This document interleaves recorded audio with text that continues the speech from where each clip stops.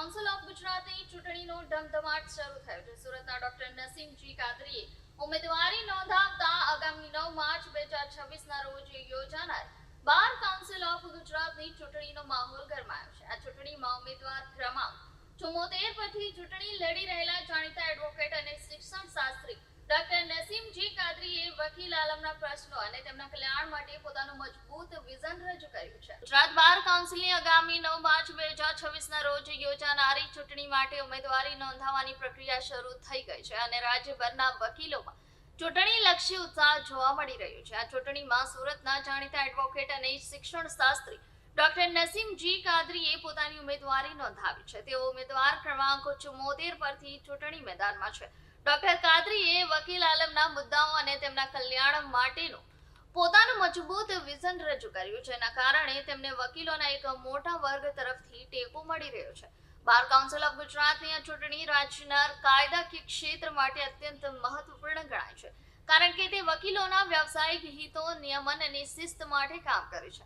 ચૂંટણી પ્રચારના ભાગરૂપે ડોક્ટર કાદરી સુરત અને ગુજરાતના વિવિધ વિસ્તારોમાં વકીલોને મળી રહ્યા છે અને તેમની સમસ્યાઓ સાંભળી રહ્યા છે. જી, આપનું નામ?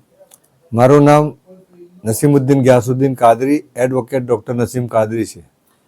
કાદરી સાહેબ, આપણે આજે જે ઉમેદવારી નોંધાવી છે એ કયા વિષય છે?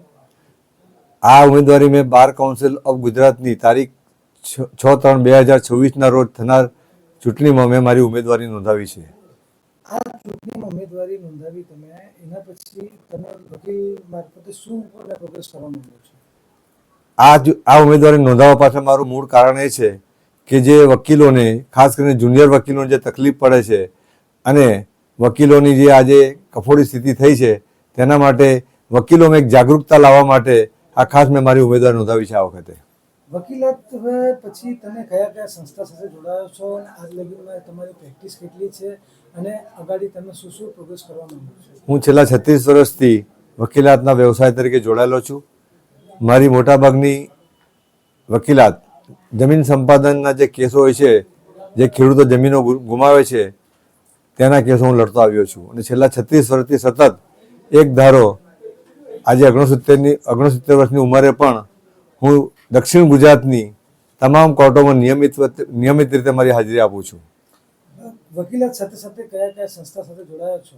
હું સુરતની અનેક સંસ્થાઓ સાથે જોડાયો, જેમ કે the Surat district Muslim education society એંગ્લોર હાઈસ્કૂલનો હું છેલ્લા 8 વર્ષથી ચેરમેન છું.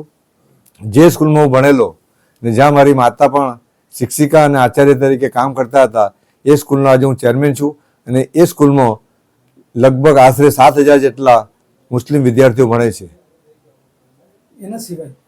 એના સિવાય હું ચેમ્બર ઓફ કોમર્સનો પ્લેટિનમ મેમ્બર છું. આપણે લાલભાઈ કોન્ટ્રાક્ટર સ્ટેડિયમમાં પણ હું મેમ્બર છું. અનેક સંસ્થાઓ સાથે જોડાયેલો છું.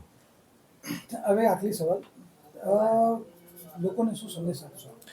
લોકોને સંદેશ એટલો જ આપીશ કે ખાસ કરીને વકીલ મિત્રોને કે આ ચૂંટણી એક અગત્યની ચૂંટણી છે, કારણ કે આ ચૂંટણી 5 વર્ષમાં થનાર હોય છે, પણ આ વખતે આ ચૂંટણી 8 વર્ષ પછી થઈ છે ને આ એક કાળ દરમિયાન કોઈ વકીલોના હિતોના કામ થયા નથી. ખાસ કરીને વકીલોના હિતો માટે અને વકીલોની જે તકલીફો છે, હું પૂરા ગુજરાતમાં જ્યારે ફરું છું ત્યારે મને ઘણું દુઃખ થાય છે અને ખાસ કરીને સુરતમાં જ્યારે હું વકીલોની હાલત જોઉં છું કે બહુમાળી બિલ્ડિંગમાં એક છાપરા નીચે બેસીને બિચારાઓ કામ કરતા હોય છે.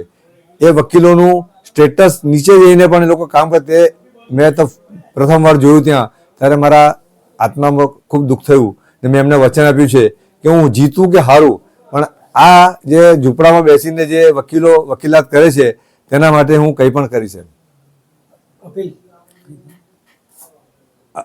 મારું નામ નસીમુદ્દીન ગ્યાસુદ્દીન કાદરી છે.